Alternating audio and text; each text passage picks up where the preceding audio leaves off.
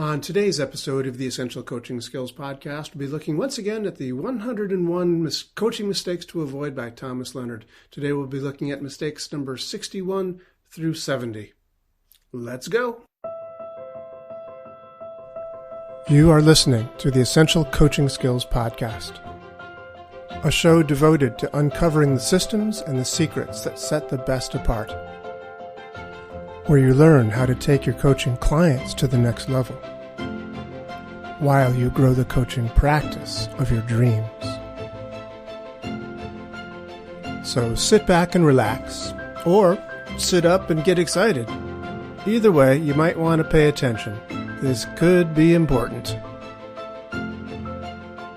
Welcome back. I certainly hope you've been enjoying these 101 coaching mistakes to avoid as much as I have been, because I have been, and I'm really amazed at the genius. I'm always amazed at the genius of Thomas Leonard. Boy, what a contribution he made to the coaching world, the coaching profession. So with no further ado, let's see what some of the things are he has for us today. Coaching mistake number 61. Thomas Leonard writes this. He writes, overpromising results to a client. You have no control over what your client will or won't achieve or solve, so you simply cannot promise any result at any time.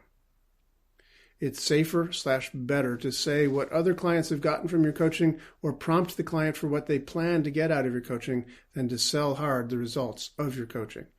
Underpromising has the client take more responsibility to their own success in coaching. So keep in mind, coaching is a cooperative experience with you and your client. Now, this being said, a lot of times people these days are basically kind of therapists who don't want to use the word therapy. So they call themselves coaches. So in that case, it's a slightly different relationship. My way of talking about coaching is it's a cooperative thing. We are playing this game together, and I'm your coach, and we're playing together. But it is a cooperative, creative approach to success or to exploring who they are or whatever it is that they're going for. It's a cooperative invention as we go. If you are a therapist, if you are saying, okay, I'm going to help you with your trauma or help you with your phobia or help you, in a therapeutic way, then it's a different thing perhaps. You might want to say, I can promise that I will help you with your phobia or your trauma or whatever it might be. That's up to you. Want to be careful with that either way. But the idea here is that if you overpromise the results to a client, then who's to blame for them not getting it at some point? It's you. And if you don't overpromise, in fact, if you perhaps underpromise, then the responsibility is where it belongs to be, which is in the hands of your client. Because ultimately, we're not here to fix people. We're here to help people become who they need to be, who they want to be in life, right? So we are a conduit. We are an assistant. We are a catalyst for their changes, for what they're going to become. But they still have to do it. The idea, I think I mentioned last week, of being a Sherpa, You're helping them, you're guiding them, maybe even will carry their suitcase, but they still got to do the walk, right? They still got to climb that mountain. You're not going to carry them up. That's not your job. So you can promise that you will do your best. You promise that you will use all of your experience and point to the success other clients have had, because that shows it can be done. All they need to do is apply the suggestions you make and the ideas that you come up with together to make that happen. So don't overpromise results to your client. That would be a mistake. Mistake number 62 is talking about other coaches. Thomas writes, 2 caveats here. First is gossiping about other coaches, and the second is giving your opinion, negative or positive, about other coaches. It's best to steer clear of talking about other coaches. It's just not professional, and it will likely get back to the other coach. It's bad for the profession as well. I think it bears remembering that when Thomas Leonard wrote this, coaching was in its infancy. There were not very many coaches. There are scads. I don't know the exact number. Trillions? quadrillions, I don't know, a lot, many coaches out there today. And so, yeah, it's perhaps not as egregious as it was back then because there were so few of us back then. But nevertheless, it still is bad for the profession. You want to speak highly of the profession. You want to avoid talking about the topic, if possible, at all. And your job is to help them get to where they want to go. And perhaps also to help them get things they don't even know that they need. There's that discussion about, giving what they want, giving them what they need. They want both, of course. But it is not your job to say, oh, yes, that coach did it wrong, or that coach is not ethical, or this coach or that coach. Just avoid the topic entirely. It's none of your business, none of their business. Your business is between you and your client, how to get them to where they want to go. That's it.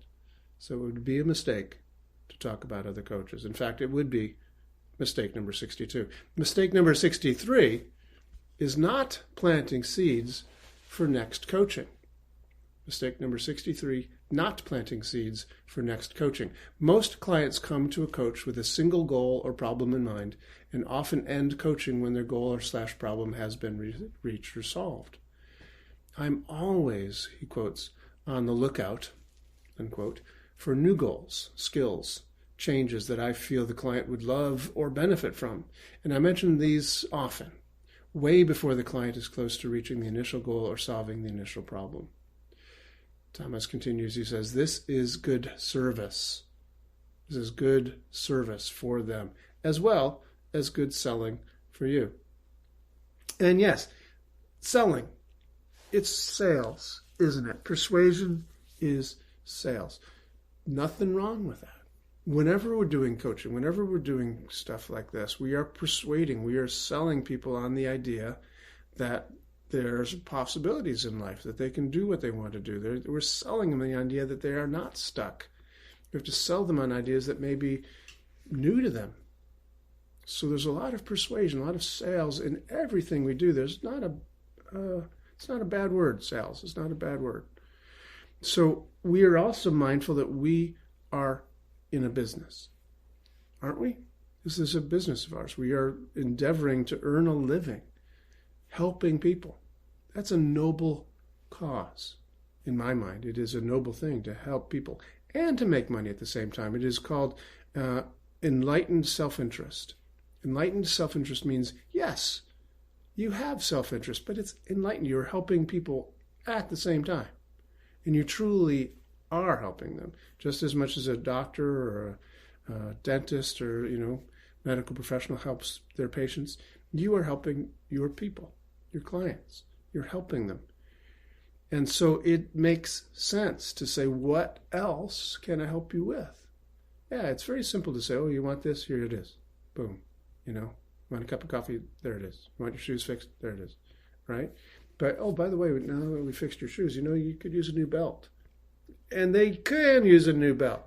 Right? It's not a lie. They need to take care of themselves. It's not just about fixing their shoes, not just about fixing their teeth. It's like other things can be done as well. So I won't tell you where my mind just went with a dentist. What else the dentist could upsell, but never mind. So I'm sorry. You have to think of that for yourself.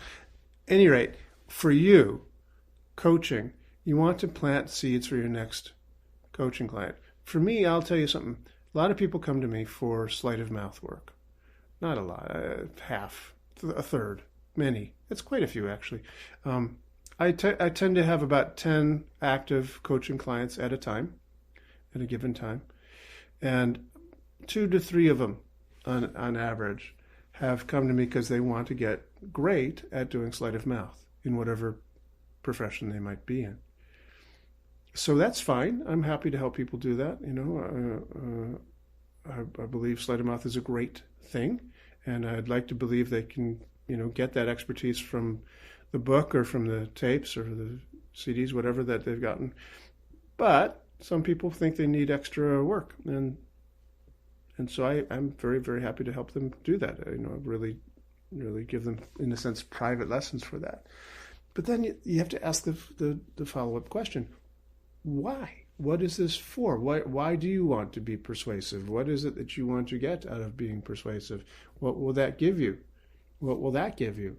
You keep asking this question as to get their real criteria, and what will that give you? And then go like, wow, so you really want to be persuasive in a coaching setting, so maybe you want to learn some coaching skills, or maybe you want to, learn some hypnosis, or maybe you want to get in touch with your deep, soft underbelly of who you really are in life. Maybe you're just, going through the motions about being persuasive because it's not who you really are. Maybe it's not a question of you don't know the skills well enough, but there's a deeper calling that's calling you. Just a thought. Maybe not. Up to you. So you plant the seeds for the next coaching, and not doing that does not benefit you, and it does not benefit your client. You want to do that, and not doing that would be a mistake. Don't do it. Coaching mistake number 64 is falling behind your client's needs. I think Thomas was on a little bit of a riff here tonight. It's a similar kind of notion, isn't it? Falling behind your client's needs. The primary reason clients fired the coach is because the coach falls behind the client. So it's better to be out in front of the client. Point out the next focus area. Ask big questions. Initiate stimulating discussions. Train the client on new skills. Gap the goal. Challenge the client's thinking or paradigm. So, yeah, I think he is kind of on a roll here, thinking that, in the same, it's very related, don't you think? I think it is very related to not planting seeds for the next coaching. So if you don't plant, if you don't not plant the seeds, then what you're doing, you're getting ahead of the coach. So not falling behind your client's needs. There you go. So don't do that. So better to be out in front of the client by pointing out the next focus area, ask big questions, initiate stimulating discussions. And by the way, Thomas Leonard, it was all discussions. It was conversation. It was all done on the phone. This is well before the internet, or at least well before Zooming. It was emails, they had that. But if you wanted to talk to somebody, you made a phone call. That's how things worked back then, 1990s. Were you alive back then? Anyway, I was. And that's when Thomas was working, and I learned from him. You called people. You spoke on the phone. And you had stimulated conversations. And you brought things up, and you discussed things. It was that coaching, was. Coaching was talking, was discussing, having a conversation about things. Let's talk about that, So that is what you want to do with your client. Have stimulating discussions. Train the client on new skills. Gap the goal. Challenge the client's thinking and paradigm. Coaching mistake number 65. Assuming client is ready for success.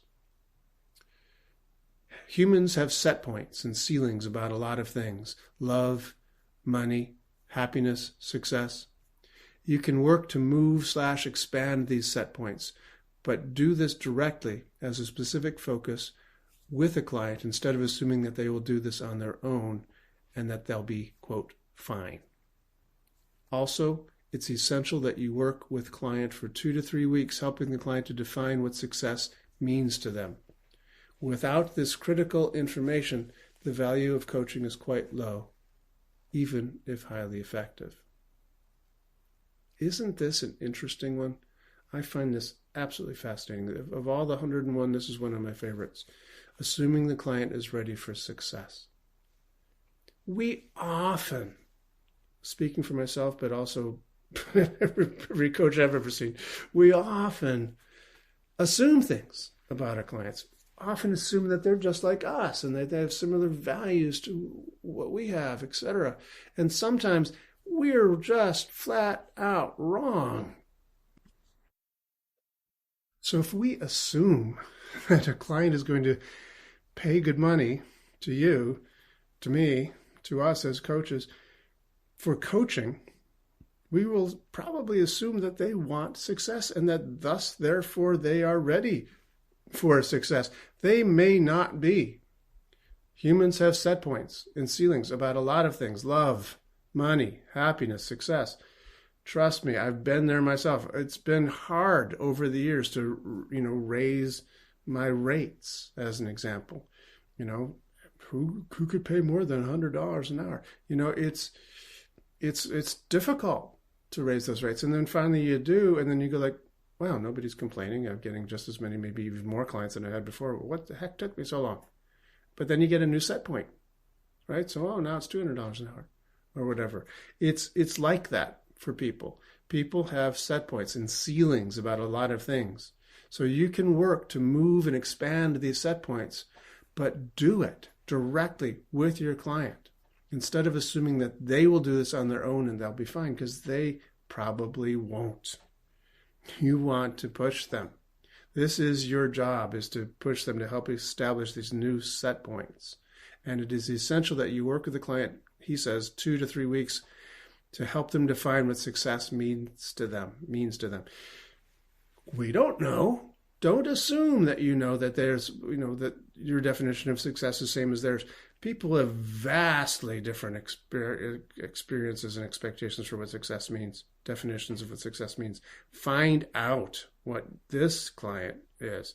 Milton Erickson always said, or at least once he said it, and many people have quoted him, the quote that I've heard a million times, maybe never from Erickson now that I think about it.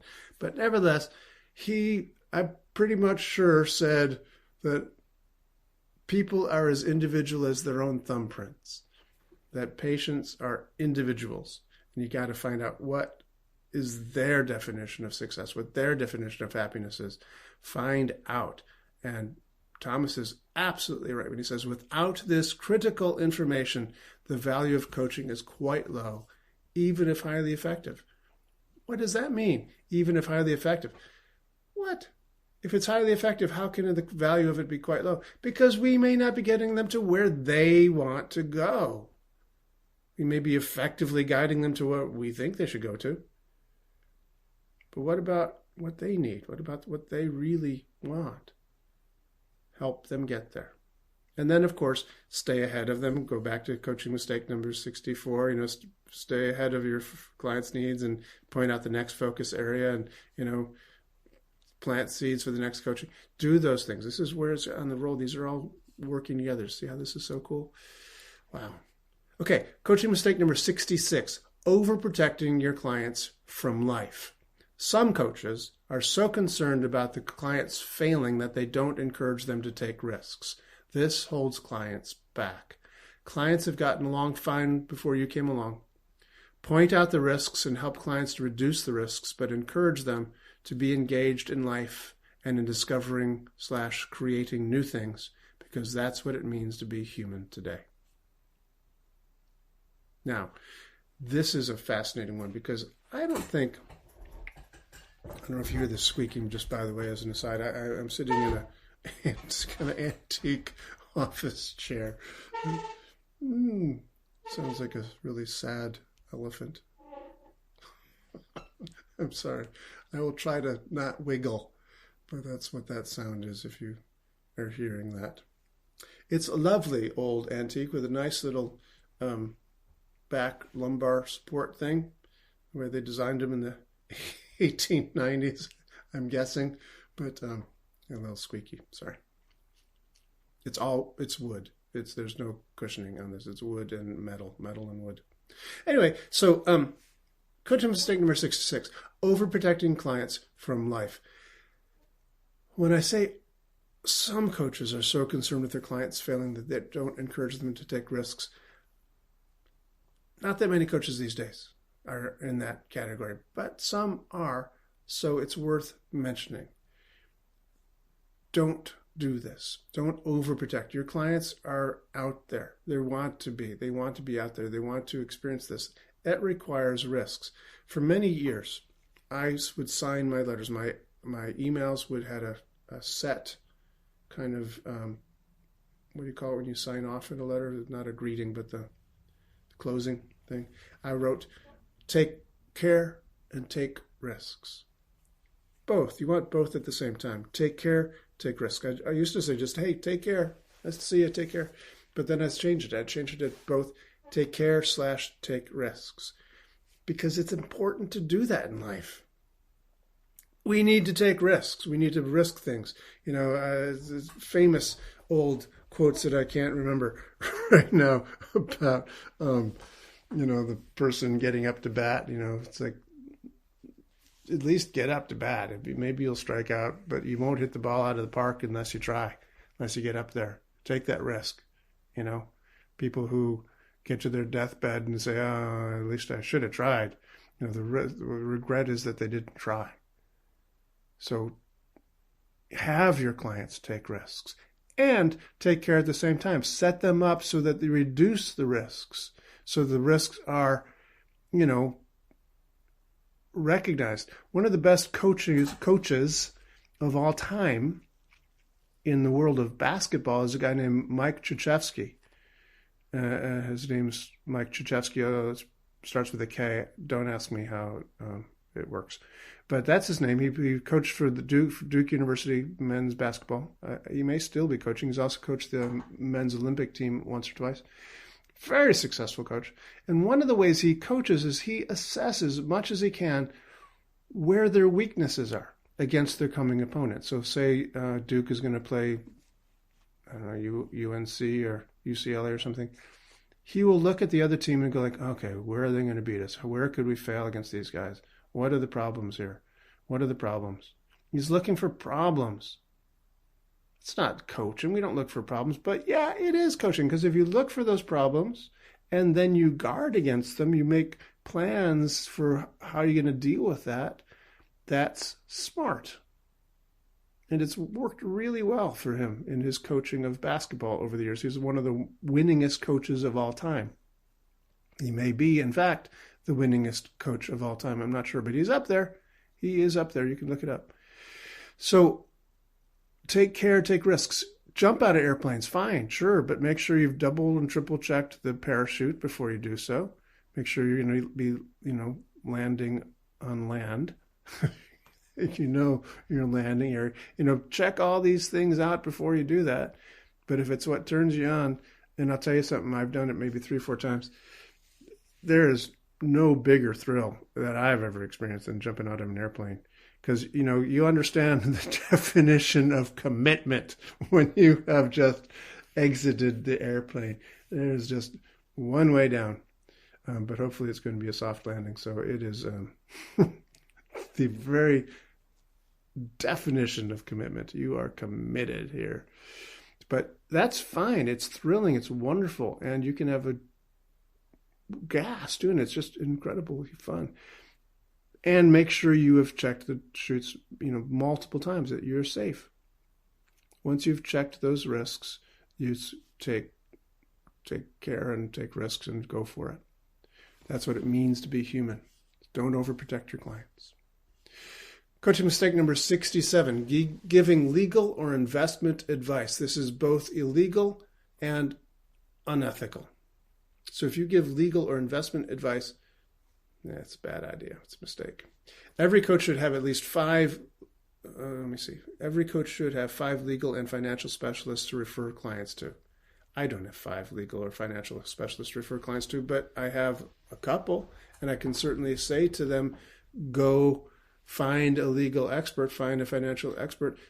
I have for instance, in my, when I do private sessions for hypnosis and private sessions for havening or other things, I have an intake form, and it says, this recognizes, and I agree that, Doug O'Brien never presented himself as a doctor or anything like that. So they sign this form.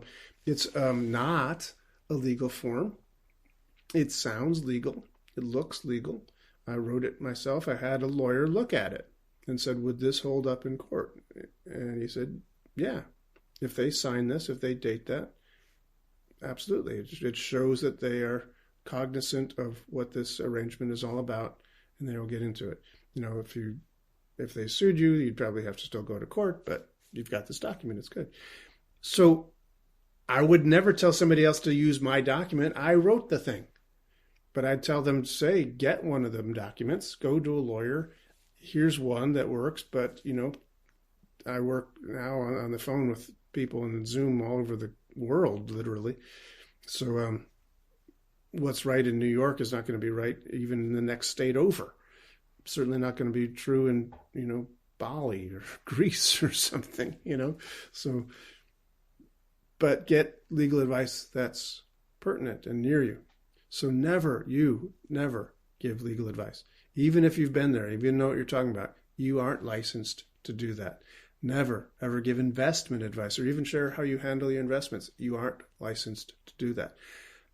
And you can certainly give advice and say, find somebody.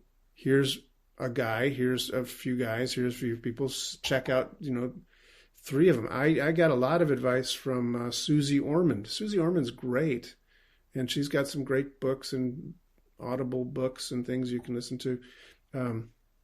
But even she says, if you find yourself, if you want to get a financial advisor, get at least 3 and vet them. Just look up their references. Just you can do that. You can look up their references online, see if they're licensed, see if there's any complaints. She tells you how to do that. So that's good advice. You can give that sort of advice to go find at least 3 people and vet them online. But you're not the expert in these areas, legal or investment. So just do not do that.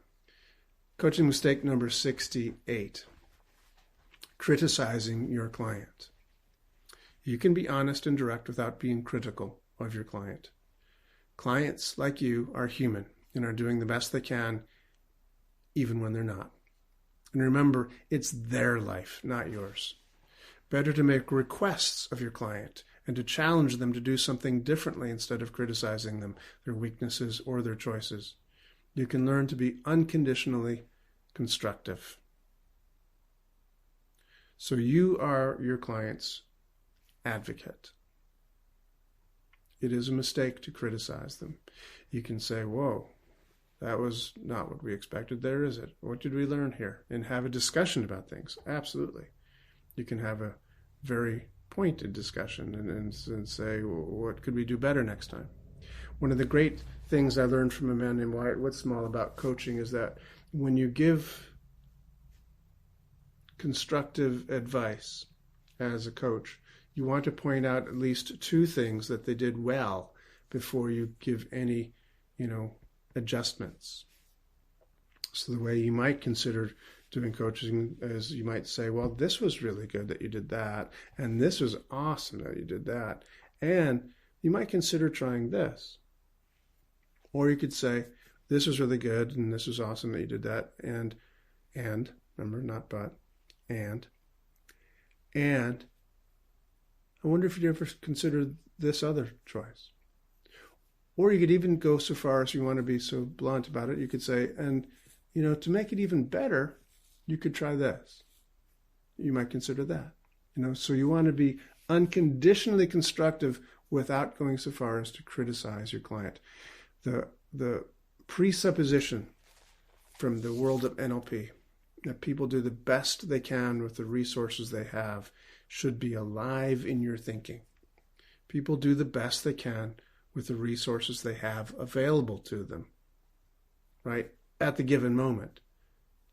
And we can always do better. So, unconditionally constructive.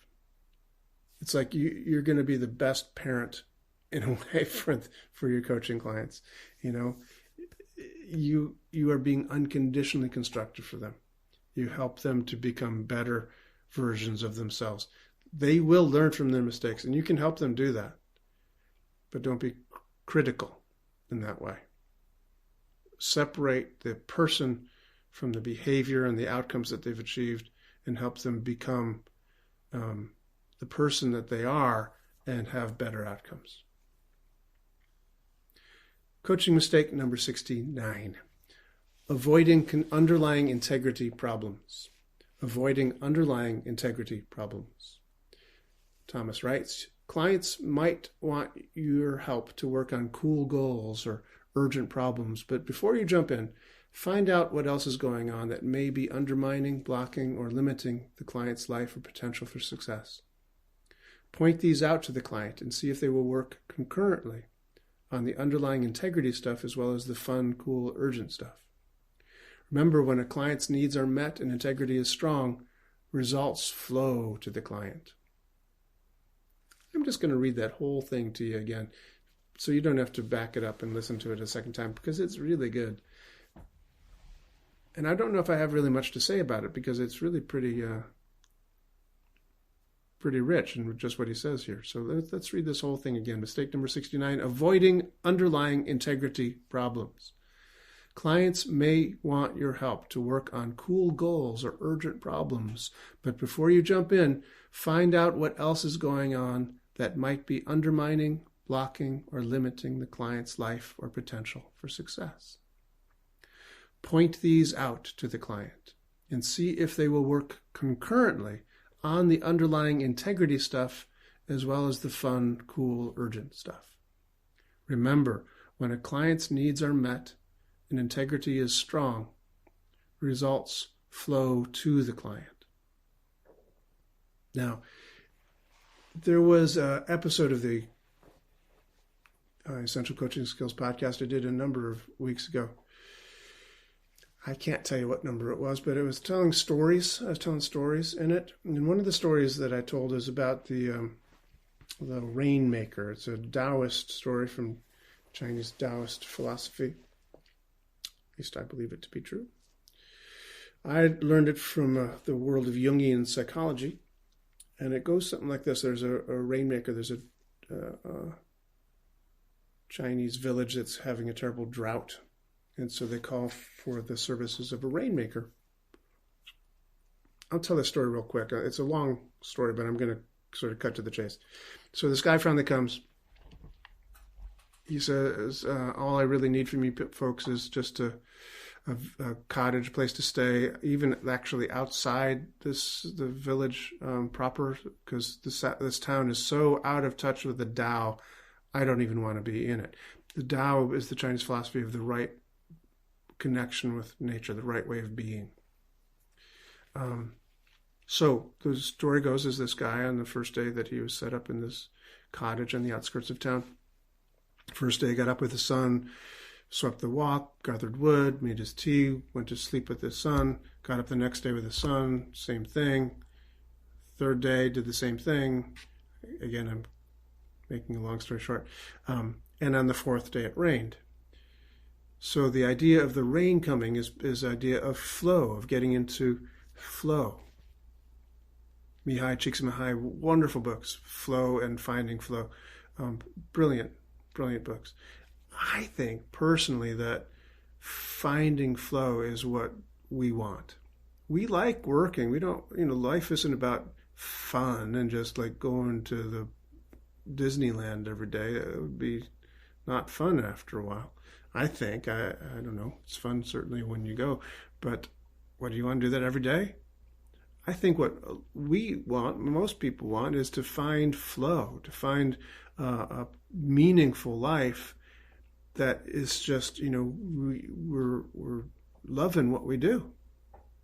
As I record this podcast, it's going on 9 p.m. I'm sitting in my living room talking to you right now.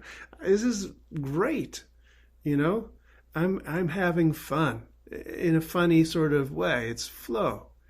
So the idea of flow coming in this story is that the rainmaker in the story, he got up with the sunrise. He was the right relationship with nature. He swept the walk. He cleaned. He gathered wood. Everything was kind of organic and moving from one, thing to the next thing the way that it was supposed to be. He went to sleep with the sun. He woke up with the sun. Same thing. It was the flow of his work and the flow of his stuff. And then the third day, the world responded. Then the rains came in the story, symbolizing that flow arrives in the life. And of course, the town benefited from that. We want that. So when your client is working on these cool goals and urgent problems, it's like, okay, good. And let's see what's undermining, blocking, or limiting the client's life or potential for success. And see if you can do both. Get that fun, cool stuff. Okay. And get that underlying integrity stuff too, because when they have it all together, when things are in the right relationship with nature, flow happens and success and things flow to the client. And the last coaching mistake we'll look at today is coaching mistake number 70, letting client chase pipe dreams. Letting your client chase pipe dreams. Part of the coaching process is to help clients let go of the seductive goals / pipe dreams that have been distracting or diverting them. Your first step is to distinguish between dreams and mere fantasies and help the client let go of the pipe dreams fantasy so that the space, energy is freed up to achieve the goals that readily provide the quality of life the client deserves. So, in the world of NLP, neuro-linguistic programming, there is a such thing that we call the well-formedness conditions of an outcome. Generally speaking, there are 4 well-formedness conditions. Some people teach 5, and I've even seen 6 well-formedness conditions for an outcome. But basically, the 4 main ones are this, that the goal needs to be stated in the positive. So in other words, I want that.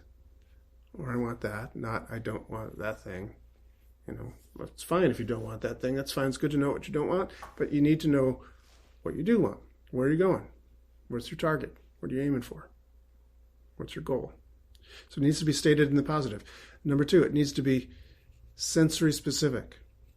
So in other words, I want to be happy is not a sensory specific goal. I want sensory specific. How will you know when you've achieved happiness? Well, when I've done this, when I get that, when I feel this, So it's sensory specific. See, hear, feel, taste, touch. Know what it is in concrete terms. Sensory specific. Number 3, it needs to be self-initiated and maintained. And this is where a lot of the pipe dream stuff comes from. Self-initiated and maintained means that you can start it yourself. You can begin this process of accomplishing this goal, and you can maintain the process. It's in your power to do this. If I have a pipe dream of saying, I want to play Carnegie Hall, and I don't know how to play any instruments, and I want to conduct the New York Philharmonic Orchestra, and it's my pipe dream. You can have your own, but that's just not going to happen. But maybe I could conduct an orchestra. Maybe I could help organize a local chamber group or something like that. I could get into doing that sort of thing, right? I could find something that's specific, sensory specific, self-initiated, maintained. I can make contacts. I can find people who are interested in having a local orchestra sort of thing. I could do that, right? So I can make that happen. And who knows? Maybe along the way, maybe something might happen that I'd conduct a larger ensemble, maybe even something akin to a, New York Philharmonic, like a, Albany Symphony or something. Who knows? I don't know. But that's the sort of thing. So it needs to be sensory-specific, stated in the positive, self-initiated, maintained, and finally and lastly, the 4th of the 4 well-formedness conditions, it needs to be ecological. Ecological in this context means that it is, what the consequences are going to be. So if I, suddenly start putting together an orchestra, what's the consequence of that? Well, I take a lot of time, take a lot of effort, take a lot of, finding space and probably money to rent rehearsal space, etc., because nobody's going to do that for me, right? So there's consequences. Consequences. You need to know what the consequences are. That's what ecology means. This ecology is, in fact, the study of consequences. So what will happen if you do this thing? What won't happen if you do this thing, right? Who will you be with? Who won't you be with, etc. There are consequences to getting these things getting these goals accomplished. So don't let your clients chase pipe dreams. Have them create well-formed goals that they can actually accomplish and move towards the quality of life that the client deserves.